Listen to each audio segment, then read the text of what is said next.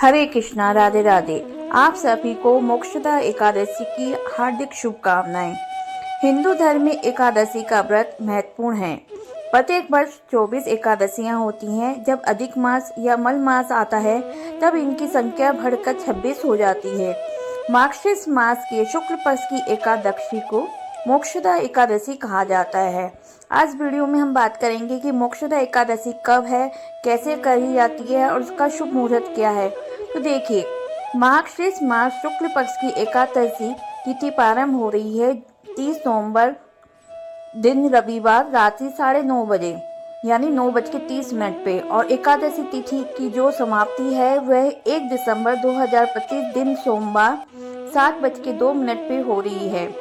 सूर्योदय ब्राह्मणी के अनुसार सभी भक्तजन 1 दिसंबर 2025 के दिन सोमवार को एकादशी व्रत का धारण करेंगे। 30 नवंबर को जो कि दशमी दिन नियमों का पालन करेंगे। 1 दिसंबर को व्रत धारण करने के बाद 2 दिसंबर को इसका पारण किया जाएगा। एकादशी व्रत का पारण द्वादशी तिथि में और हरिवासर समाप्त होने के बाद करना चाहिए। द्वादशी तिथि का पहला चौथाई हिस्सा हरिवासर का होता है, तो द्वादशी तिथि प्रारंभ समय जो कि 1 दिसंबर 2025 दिन सोमवार शाम 7:03 पे और द्वादशी तिथि की जो समाप्ति है वह 2 दिसंबर दिन मंगलवार को इसका पारण किया जाएगा। पारण का समय 7 बजे से लेकर सुबह 9 बजे तक का है, तो इस समय आप पारण कर सकते हैं। पारण करने के लिए आप गोमूत्र या संभव ना हो तो तुलसी दल समेत चरणामृत से अपना व्रत का पारण कर सकते हैं। 1 दिसंबर को एकादशी तिथि के दिन ब्रह्म मुहूर्त का समय 5:08 से लेकर सुबह 6:02 तक होगा। सूर्योदय का समय 6:26 पर रहेगा। यक्ष काल का समय के दौरान कोई शुभ कार्य नहीं किया जाता, तो इस बात का ध्यान रखेंगे। प्रातः काल पूजा का शुभ मुहूर्त 1 दिसंबर को जो कि सुबह 5:35 से शुरू होकर सुबह 6:56 पे होगा।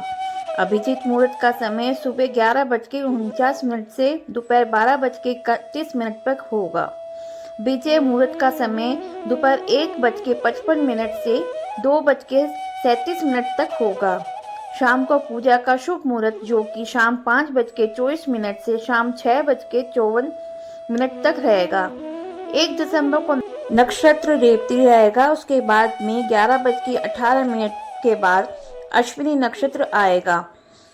इस दिन पूरे विधि विधान के साथ भगवान विष्णु और माता लक्ष्मी और भगवान श्री कृष्ण के दामोदर स्वरूप की पूजा की जाती है। इस दिन गंध पुष्प धूप दीप आदि से पूजन करना चाहिए। भगवान को तुलसी दल अर्पित करनी चाहिए। अनेक प्रकार के नैवेद्य और भगवान को भोग लगाने चाहिए। पीले वस्तुएं, पीले फल, पीले पुष्प विशेष प्रकार के भगवान को जरूर अर्पित करने चाहिए।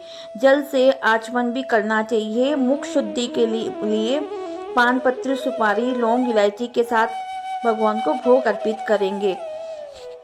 दक्षिणा जरूर चढ़ाएंगे। इसके बाद में एकादशी व्रत का श्रवण करेंगे। भगवान विष्णु के स्रोत चालीसा आदि का पाठ भी करेंगे। एकादशी के दिन रात्रि जागरण का बड़ा ही महत्व है। इस दिन भगवान की एकादशी वाले दिन जागरण करना चाहिए, भजन कीर्तन करना चाहिए। पद्म पुराण में भगवान श्री कृष्ण ने धर्मराज युधिष्ठिर से कहते हैं, इस दिन तुलसी की मंजरी, धूप दीप आदि से भगवान दामोदर का पूजन करना चाहिए। मोक्षदा एकादशी सभी पापों को नाश करने वाली होती है। इस दिन उपवास रखकर श्री हरि के नाम का संकीर्तन, भक्ति गीत, नृत्य करते हुए जागरण करने से सभी पितरों को तर्पण और मुक्ति की प्राप्ति होती है। जो इस व्रत को करने से वाजपेयी यज्ञ के समान पुण्य फल प्राप्त होता है। आगे हम बात करते हैं कि इसकी क्या कथा है। पूर्व काल में वैशाखनस नाम का राजा ने पर्वत मुनि के द्वारा बताए गए जाने पर अपने पितरों की मुक्ति के उद्देश्य से इस एकादशी की सविधि पूर्वक व्रत किया। इस व्रत के पुण्य प्रताप से राजा वैशाखनस के विष्णु पुराण और वेदों में एकादशी को देवताओं की रक्षक तिथि कहा गया है, जो मनुष्यों को पापों से मुक्त कर मोक्ष प्रदान करती है।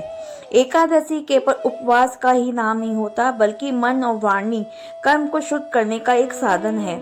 मार्गशीर्ष मास के शुक्ल पक्ष की एकादशी, जिसे मोक्षदा एकादशी कहा गया है, विशेष रूप से मोक्ष प्रदान करने वाली होती है। मार्गशीर्ष शुक्ल एकादशी के दिन ही कुरुक्षेत्र में भगवान श्री कृष्ण ने अर्जुन को श्री भगवत गीता का उपदेश दिया था। अतः यह तिथि गीता जयंती के नाम से भी विख्यात है। इस दिन गीता का पाठ भी अवश्य करें। आपको मोक्षदा एकादशी संबंधित जानकारी अच्छी लगे तो वीडियो को लाइक शेयर अवश्य करिएगा। मेरे चैनल पे नए हैं तो मेरे चैनल को सब्सक्राइब कीजिएगा, बेल आइकन को क्लिक